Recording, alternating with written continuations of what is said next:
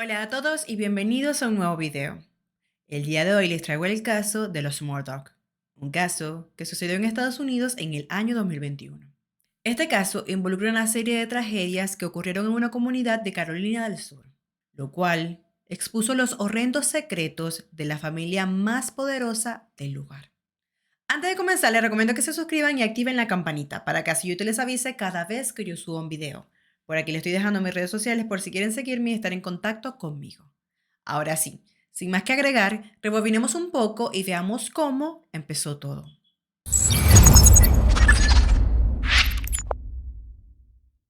Richard Alexander Murdaugh nació en el año 1968 en Estados Unidos, hijo de Elizabeth y Randolph Murdaugh. Tenía 3 hermanos, Lynn, Randolph y John, siendo Richard el penúltimo.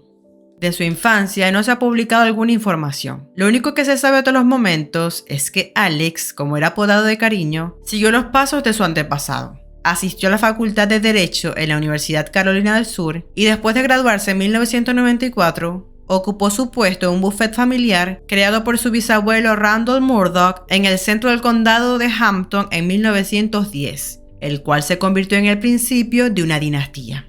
Su bisabuelo dirigió una oficina legal unipersonal antes de ser elegido en 1920 como el primer fiscal jefe de una región que incluía 5 condados. Ocupó el cargo durante 2 décadas antes de morir en un accidente de tren, y luego su hijo, Randolph Murdaugh Jr., se hizo cargo de la oficina, conocida como la Oficina del Procurador. Este estuvo en el cargo durante 46 años, y cuando se jubiló, su hijo, Randolph Murdaugh III, el padre de Alex, fue elegido y ocupó el cargo hasta el año 2006.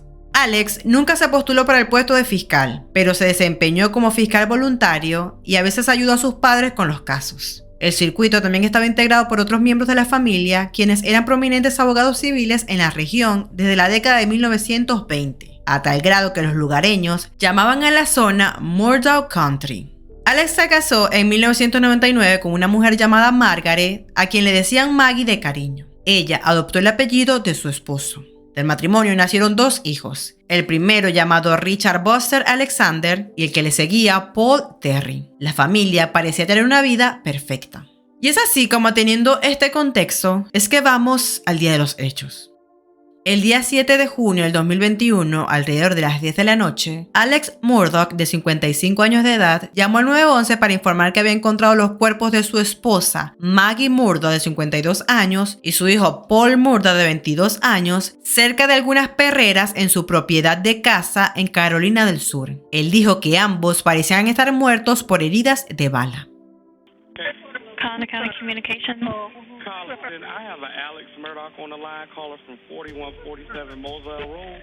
He's advising that his wife and child was shot. Okay, and sir, give me the address again. It's 4147 Moselle Road. I've been up to it now. It's bad. Okay. Okay, and are they breathing? No, ma'am. Okay, and you said it's your wife and your son? My wife and my son. Are they in a vehicle? No, ma'am. They're on the ground out at my kennels. Al llegar las autoridades al lugar, constataron de que madre e hijo habían fallecido. Paul recibió 2 disparos de una escopeta, cada uno con una bala de un calibre diferente, mientras que Maggie recibió 4 o 5 balas de un rifle. Un informe de la escena del crimen sugirió que ambas víctimas recibieron un disparo en la cabeza después de haber sido heridas en la extensa propiedad rural de los Murdaugh. Inicialmente, al ser interrogado, le dijo a los oficiales que acababa de llegar, ya que estaba visitando aproximadamente por 1 hora a su madre, que padecía de demencia, por lo que no sabía lo que había sucedido. A partir de allí empezaron las investigaciones en el caso. En ese entonces, Alex dijo que tenía toda la intención de cooperar en la investigación del asesinato de su esposa e hijo.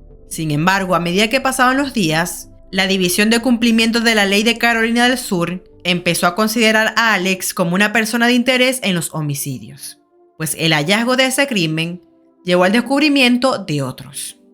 Para el 4 de septiembre, 3 meses después, Alex recibió un disparo mientras cambiaba una llanta al costado de una carretera en el condado de Hampton.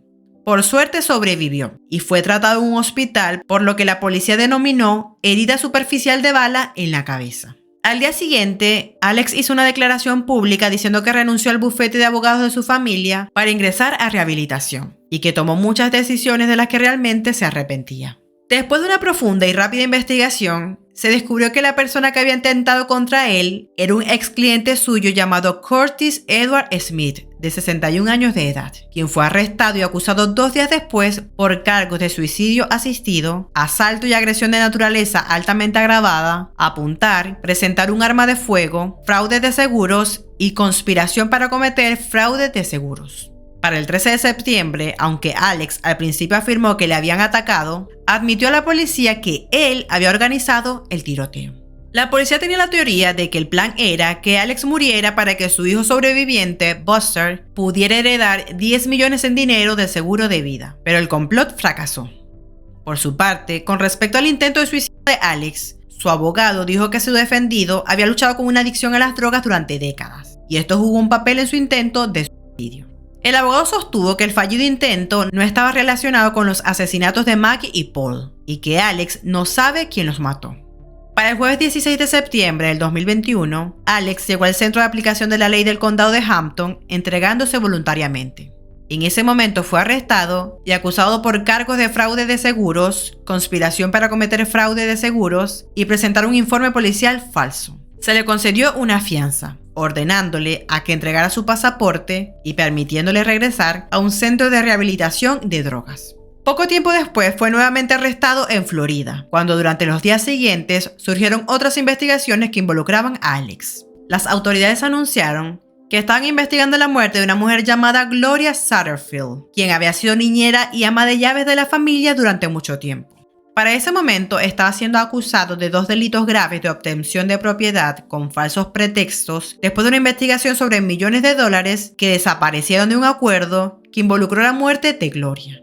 Resulta que se conoció que Gloria murió en el año 2018 después de más de 2 décadas trabajando para la familia. Alex le dijo a su familia que ella tropezó y se cayó por unas escaleras en su casa. Sufrió una lesión cerebral traumática, entró en coma y murió 3 semanas después. Pero la forense del condado pensó que la historia de Alex no cuadraba y escribió una carta a la División de Aplicación de la Ley de Carolina del Sur pidiendo que investigaran. En el certificado de defunción, la forma de la muerte se dictaminó natural, lo que no concuerda con las lesiones sufridas en un accidente de tropiezo y caída. Con base en esta carta y la información que se iba descubriendo poco a poco durante la investigación de las muertes de Maggie y Paul, la División de Aplicación de la Ley de Carolina del Sur acordó abrir una investigación criminal. Se conoció que un abogado de los hijos de Gloria dijo que sus clientes demandaron con éxito a Alex por un gran acuerdo después de su muerte, pero nunca recibieron un centavo. Ese acuerdo fue por más de $500,000 y el 15 de septiembre, los hijos de Gloria presentaron una demanda exigiendo que Alex finalmente lo pagara. Pero según su abogado, la nueva información mostraba que se les debía mucho más que eso. Mientras tanto, los abogados de Alex dijeron que no tuvo nada que ver con la muerte de Gloria y que una compañía de seguros determinó que fue un accidente. Asimismo, se descubrió que un año después de la muerte de Gloria, hubo otro accidente mortal que afectó a la familia. Pero esta vez la tragedia presentó un problema que Alex no pudo contener. En altas horas de la noche del 24 de febrero del 2019, el hijo menor de Alex, Paul, estaba a bordo del barco de la familia cuando chocó de frente contra un puente, arrojando a 3 de los 6 pasajeros que lo acompañaban al agua helada. 2 fueron rescatados, pero Mallory Beach desapareció y su cuerpo sin vida se recuperó días después a varios kilómetros de distancia. Mallory era una joven de 19 años de Carolina del Sur. Su padre Philip Beach dijo que podía ser una dama cuando necesitaba serlo y podía ser un marimacho, por así decirlo, ya que le encantaba la caza y la pesca. Su obituario decía que se graduó de la escuela secundaria Wade Hampton y jugó en el equipo de fútbol. Cuando murió, Mallory estaba en una relación con un adolescente local llamado Anthony Cook. Mallory y Anthony, junto con varios de sus amigos, subieron a bordo del barco de la familia Morjor el 23 de febrero del 2019 para asistir a un asado. Cuando el grupo abordó el bote para irse a casa, Anthony explicó que Paul estaba borracho. A pesar de las súplicas de sus amigos, Paul condujo el bote borracho. Cuando este se estrelló, Anthony dijo que escuchó un grito antes de desmayarse, y cuando volvió en sí, se dio cuenta de que Mallory no estaba en el bote ni en el agua. Continuó sumergiéndose dentro y fuera del agua para tratar de encontrarla, pero pasaría más de una semana antes de que la encontraran. Según la oficina del forense, Mallory murió por ahogamiento y traumatismo por objeto contundente. No había claridad sobre quién iba al timón en el momento del impacto, pero los testimonios coincidían en que era Paul. Un análisis reveló que su nivel de alcohol en sangre era 3 veces el límite legal. Cuando los sobrevivientes fueron llevados al hospital, Alex irrumpió en el lugar y una enfermera señaló que parecía que estaba tratando de orquestar algo para evitar que responsabilizaran a su hijo de lo ocurrido. Connor Cook, uno de los jóvenes que iba en la embarcación, declaró que Alex le advirtió que mantuviera la boca cerrada. Para la comunidad, el accidente del barco fue visto como una puesta a prueba del sistema. Todos realmente creían que Paul no sería imputado, pero meses más tarde, sin embargo, fue acusado de 3 delitos, incluido el de navegar bajo los efectos del alcohol como resultado de muerte. Este se declaró inocente de los cargos, pero murió antes de ser juzgado. En retrospectiva, el accidente pudo haber sido el momento en el que la vida de Alex comenzó a desmoronarse. La familia de la fallecida, Mallory Beach, contrató al abogado Mort Tinsley para que los representara en una demanda por homicidio culposo contra Alex, que podía resultar en compensaciones millonarias. En tanto, Alex afirmó que estaba arruinado, pero Tinsley no le creyó y presentó una moción para obligar al hombre a revelar sus finanzas, lo que procedió a una audiencia que destapó años de fraude corporativo.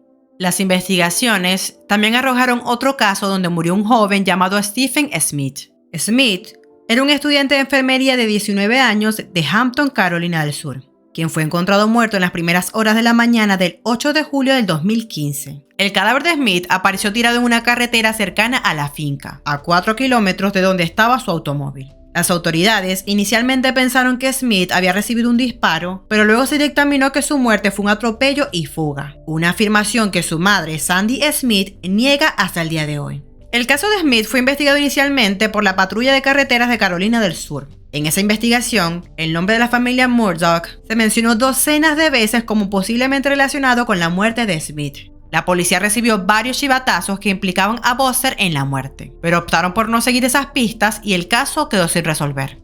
Por estas y todas las otras evidencias encontradas, los fiscales tardaron más de un año en acusar al abogado. El gran jurado del condado emitió una acusación formal donde se le imputaban de 2 cargos de asesinato y 2 cargos de posesión de un arma durante la comisión de un crimen violento por la muerte de su esposa y de su hijo. Debido a esto, fue arrestado en julio del 2022. Alex se declaró inocente, mientras que los fiscales estatales dijeron que buscarían cadena perpetua sin libertad condicional en lugar de la pena de muerte.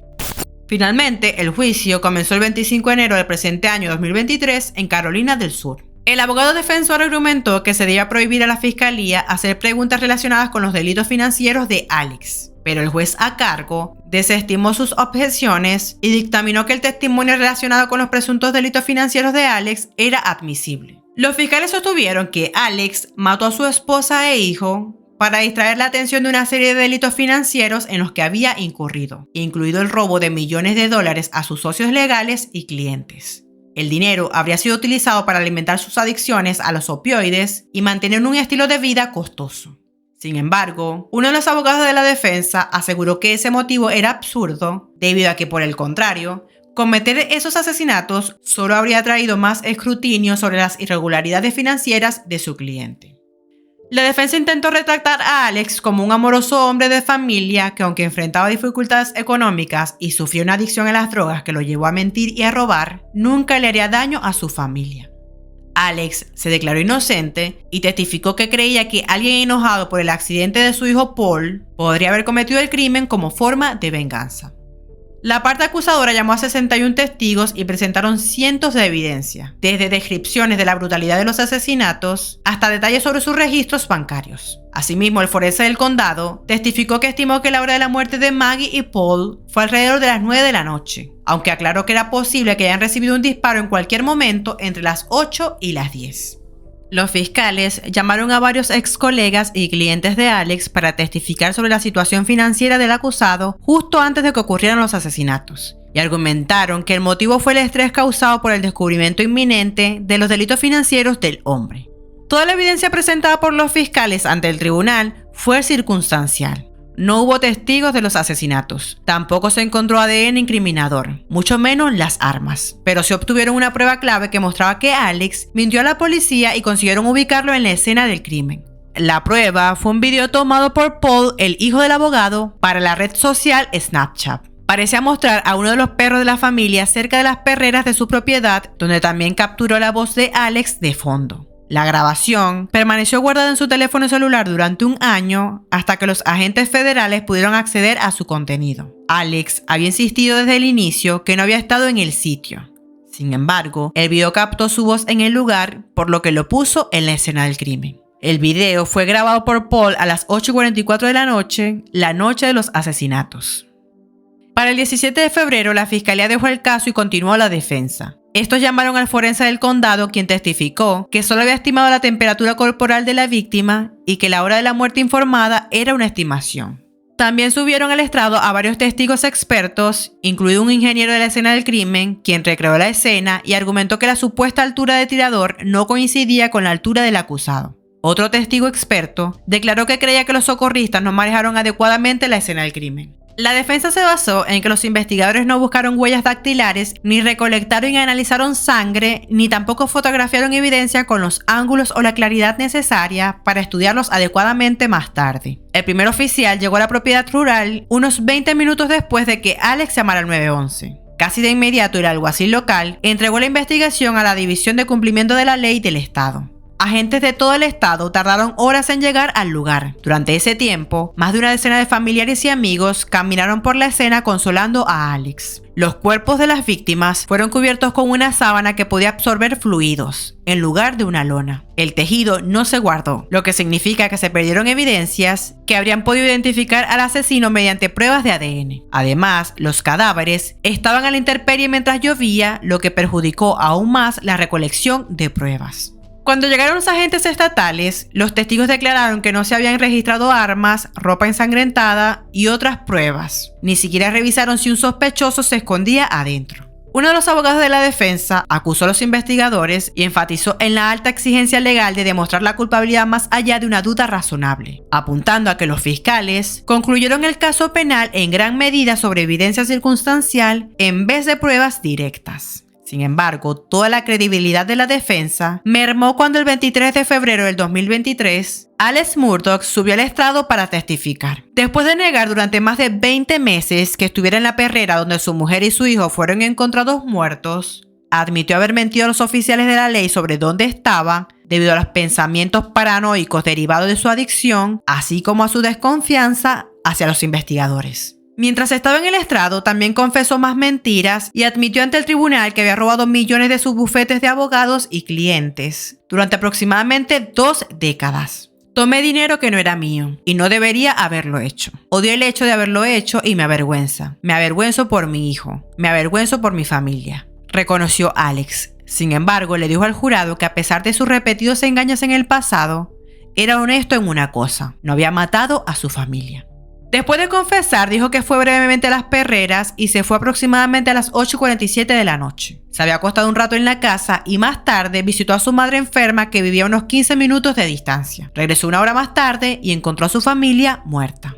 Alex testificó que había temido que admitir que estuvo en las perreras antes de los asesinatos hiciera que la policía lo considerara sospechoso. En tanto, su equipo de defensa le preguntó si había matado a su esposa e hijo, lo que él negó rotundamente. En su argumento final, el fiscal señaló que Alex asintió al decir eso, al igual que asintió en los videos policiales cuando los agentes estatales le preguntaron si estaba en el lugar del crimen la noche de los asesinatos.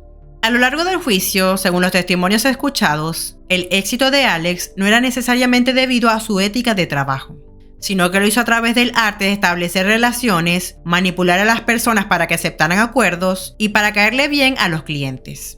Este tipo de habilidades lo hicieron rico, ganando millones de dólares que alimentaron el lujoso estilo de vida de su familia, que incluía una embarcación, una casa en la playa y una extensa propiedad de casa que contaba con personal doméstico para atenderla. Según Jean Seckinger, del bufete de abogados al que pertenecía Alex, ella había notado señales de alarma durante años, como pequeñas irregularidades en los archivos de Alex. El abogado abusó de que todos confiaban en él y prestigió en un infame caso que involucró la muerte del ama de llaves de la familia. 2 de las pólizas de seguro pagaron un total de 4.3 millones, pero los familiares de Gloria no recibieron ni un centavo. Ni siquiera sabían que el caso había sido resuelto, ya que después de pagar los costos legales, Alex robó el resto.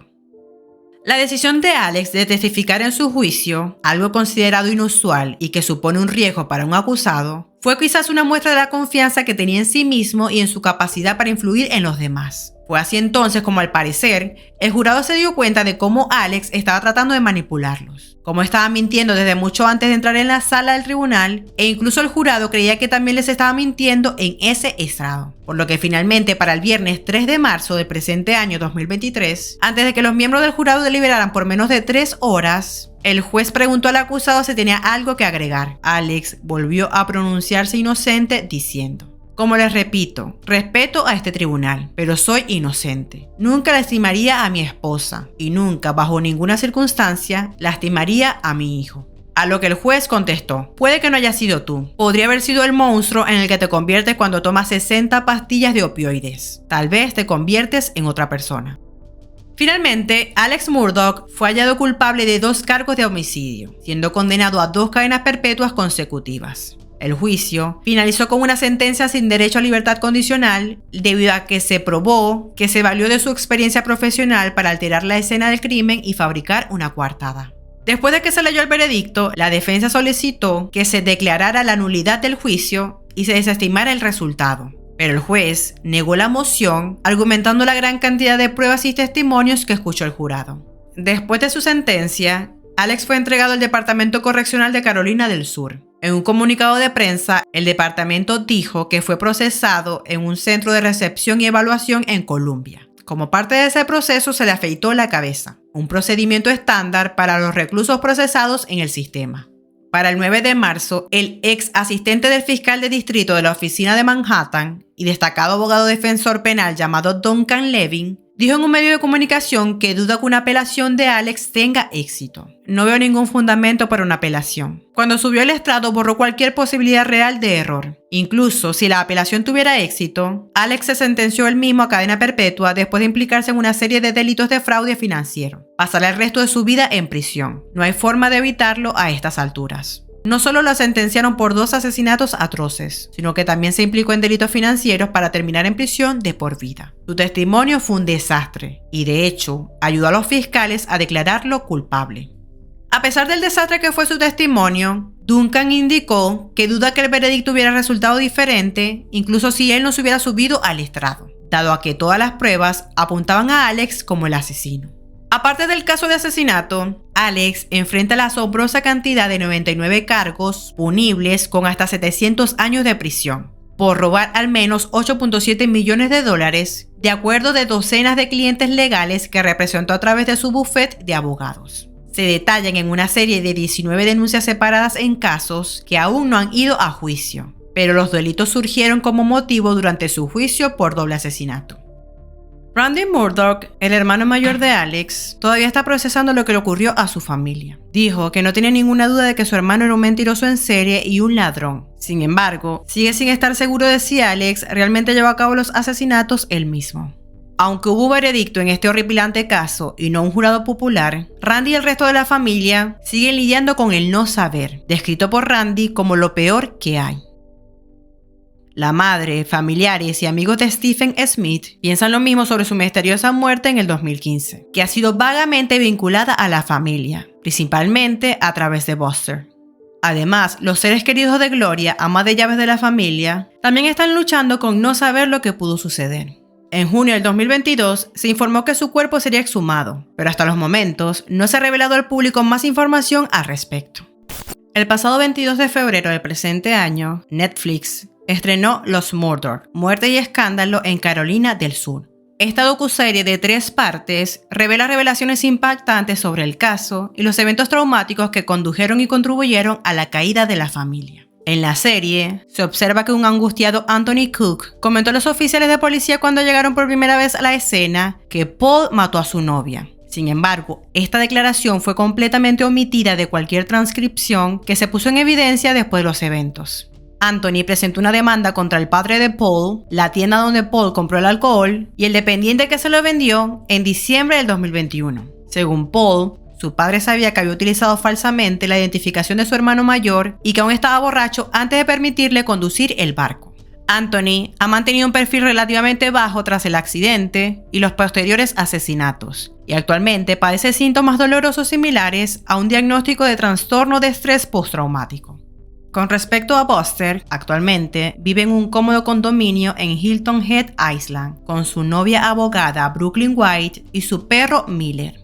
Aparentemente, el joven de 26 años nunca volvió a vivir en el pabellón de casa donde mataron a su familia o en la casa de playa donde residía su madre antes de su muerte. Este caso fascinó a Estados Unidos, donde el documental se encuentra entre los más vistos de Netflix, con más de 40 millones de reproducciones. Actualmente, los medios locales han calificado el juicio como el juicio del siglo de Carolina del Sur y posiblemente uno de los casos más destacados y sensacionales en la historia legal de Carolina del Sur. Pero bueno, hasta aquí el caso de hoy. Como siempre les digo, cualquier duda, comentario o sugerencia para un nuevo caso me lo pueden dejar en la caja de comentarios. Ya saben, mi nombre es Mayra, pero pueden decirme Machi. Nos vemos en un próximo video.